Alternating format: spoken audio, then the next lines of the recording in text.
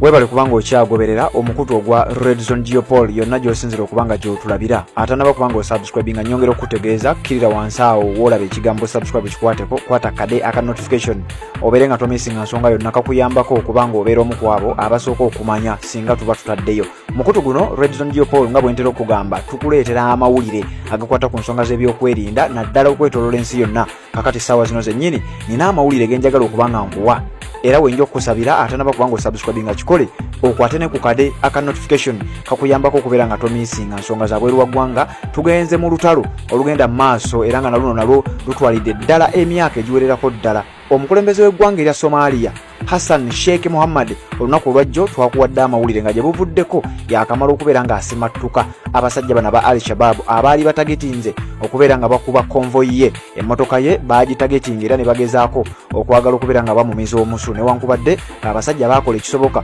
okulaba nga bamutaasa bw'atyo n'aba nga yasimattuka. Obulumbaganyo bwali bumukoleddwako abasajja bano abayeekera abalwanira mu ggwanga eryo erimanyiddwa nga erya Somalia mu kibuga Mogadishu wakati era okumpi n'amaka ag'omukulembeze w'eggwanga eryo. Kakati uliza ki ekiguddeyo mu bulumbaganyi obukoleddwa mu kiro ekyakasiza olunaku olwaleero. Gavumenti y'eggwanga erya Somalia ng'eneekulembera omukulu gwe nkugambye amanyiddwa nga Hassan Sheikh Mohammed. Gavumenti yalonkinze ennumba ez'okumukumu ez'omu bbanga ky'oyinza okuyita air strikes era we twogerera ng'abayeekera ba Al-Shabaab baamaze dda okubeera nga bakirozaako. Amagye g'eggwanga erya Somalia gakubye era ne gafuggaza nga geyambisa obulumbaganyi obw'omu bbanga oba obulumbaganyi obw'ennyonyi. Bakubye enkambi z'abayeekera ba Al-Shabaab eziwererako ddala era we twogerera abasinga obungi bafudde omuwendo ngenda gukuwa. Bangi batwaliddwa nga bali kutaasulewo taasiibewo. We twogerera ng'embeera y'olutalo etandise okubeera ng'ekaluba mu ggwanga erya Somalia. Jjukira twakuwa amawulire era tuzze tukikugamba eggwanga erya Uganda liina amagye mu ggwanga lino lye twogerako erya Somalia era mu kibuga Mogadishu bannamagye b'eggwanga erya Uganda balabwako naddala mu biseera ebimu nga bagezaako okubeera nga balawuna. Kakati eggwanga lino ligambibwa okuba nti liina ebyokulwanyisa eby'omu bbanga era bwenzize nga mbikuwa waliwo eyatubuuza n'otubuuza nti Uganda ne Somalia ani asinga munne. Byonna bugamba tujja kubireeta naddala ng'ekibuuzo tumaze okukikolako lisaaki amala. Kakati nkuwa kibaddeyo anaddala wakati mu lutalo olugenda mu maaso mu ggwanga eryo wakati wa gavumenti y'eggwanga eryo n'abayeekera amanyiddwa nga aba Al-Shabaab. Kakati wuliriza obulumbaganyi obw'ennyonyi obukoleddwa mu kiro. Gavumenti y'eggwanga erya Somalia yasitudde ennyonyi zaayo ez'omutawaana ez'akabi era zeyeekakasa nti zino zisobola okukola omulimu naddala okukuba enfo ez'omulabe amanyiddwa nga Al-Shabaab. Ennyonyi zino ez'omutawaana ennyo omuli zi fighter jets n'endala zonna era bwenzize nzikugamba era nga bw'ojjo ziwulira mu lutambi lwaffe lwe twakoze lwe tukyateekateeka oluvannyuma tulukuleetere nga tukulaga eggwanga erya Uganda ne Somalia ani ali mu maaso ga munne naddala mu nsonga z'ebyokwerinda. Kakati tukuwa Somalia esitudde ebimu ku byokulwanyisa by'ojja n'erumba enkambi ez'abayeekera ez'omutawaana abayeekera ba Al-Shabaab netta abayeekera 82. Abantu abazze bagoberera ebyentalo abo abayeekera 82 baba bangi nnyo era omusajja aba akunafuyizza nnyo.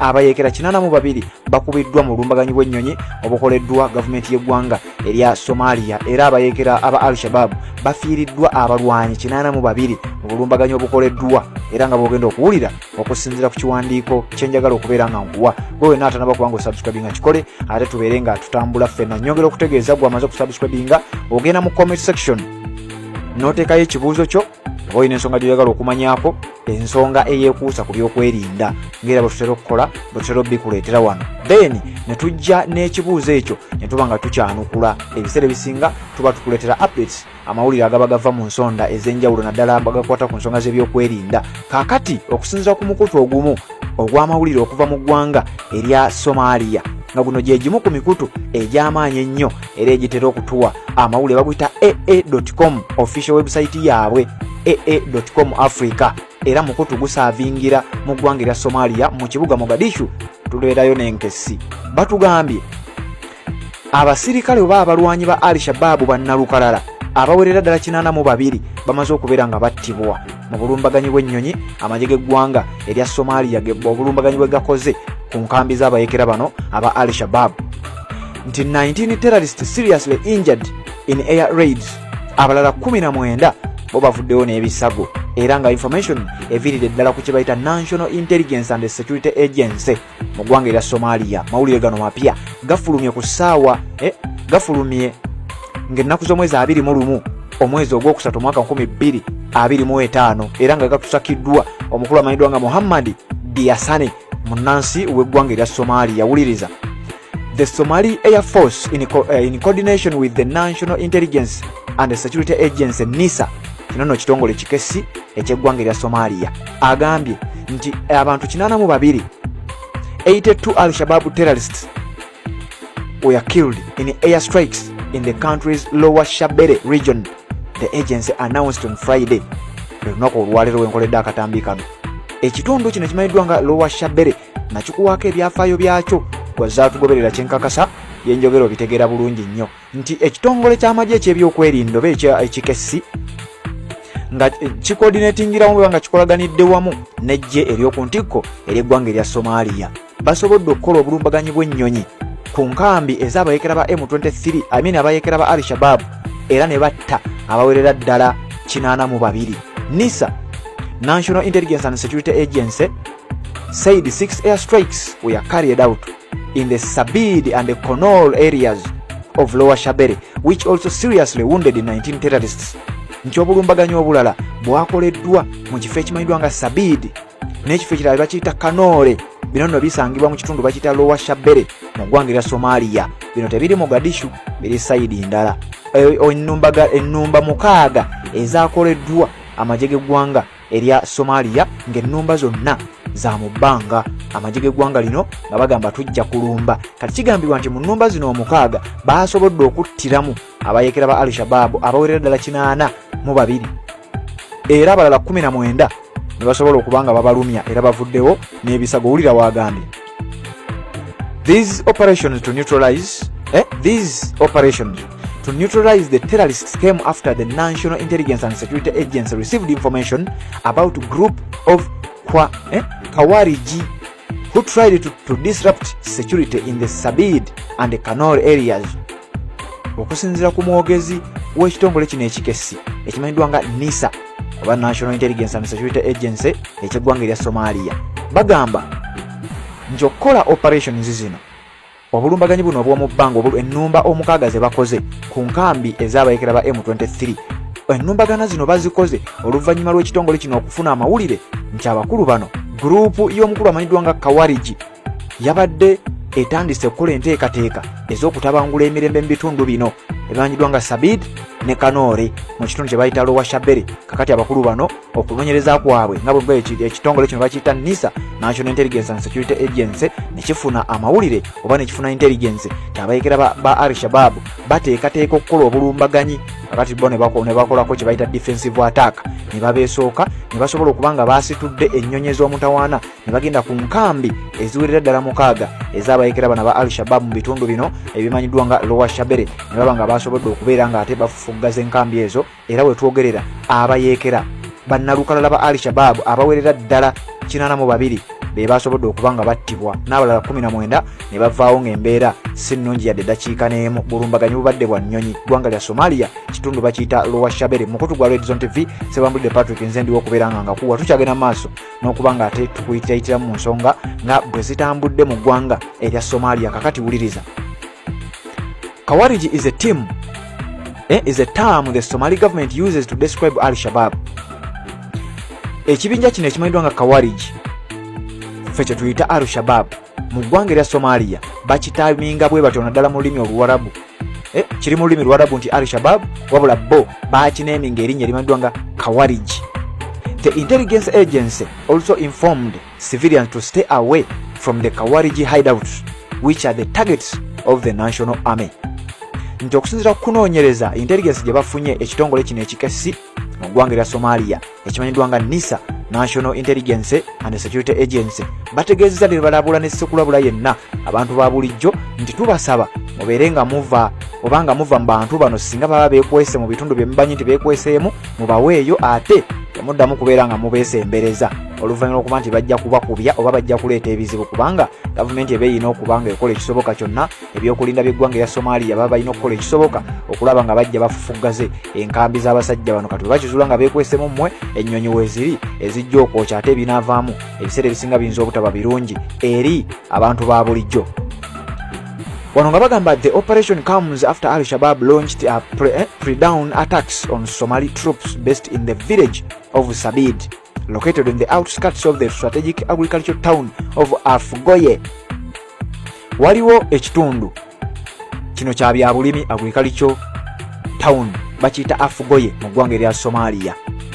Kigambibwa nti abayeekera bano aba Al-Shabaab bo bayise Kawariji babadde bazze bakola balonkinga ennumba ez'okumukumu ku bantu abasangibwa mu kitundu ekyo mu kyalo ekimanyiddwa nga Sabidi ku nkingizi ez'ekibuga ekimanyiddwa nga Afgoye.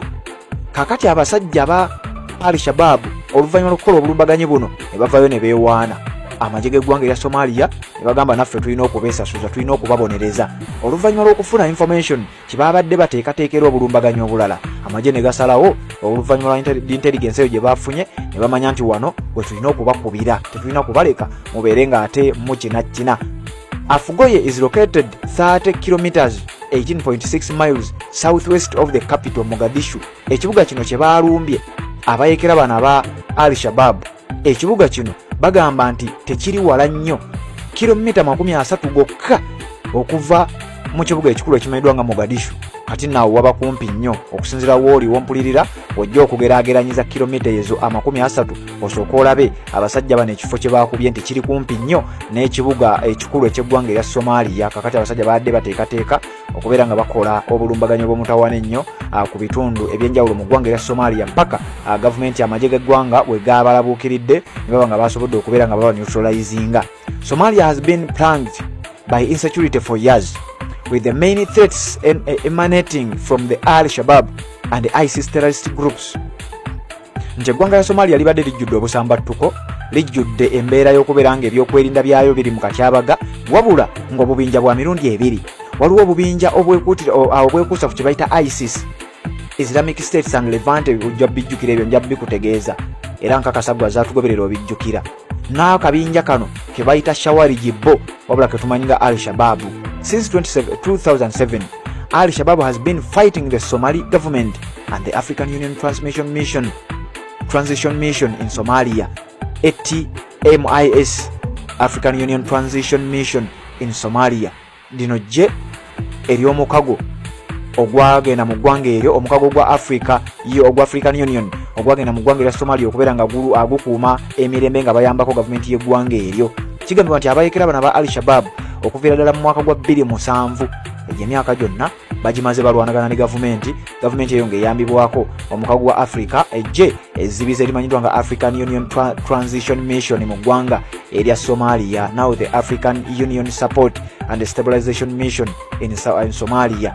Balikyusa erinnya, luli gwali guyitibwa ATMIS, African Union Transition Mission in Somalia, kati ejje eryo baliyita AUSSOM, African Union Support and Stabilization Mission in Somalia, a multi-dimensional mission authorized by the African Union and mandated by the UN Security Council.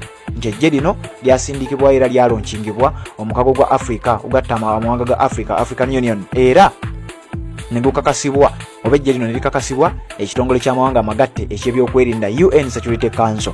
The terrorist group has stepped up attacks since Somali President Hassan Sheikh Mohamud declared an out war on it after his re-election in 2022.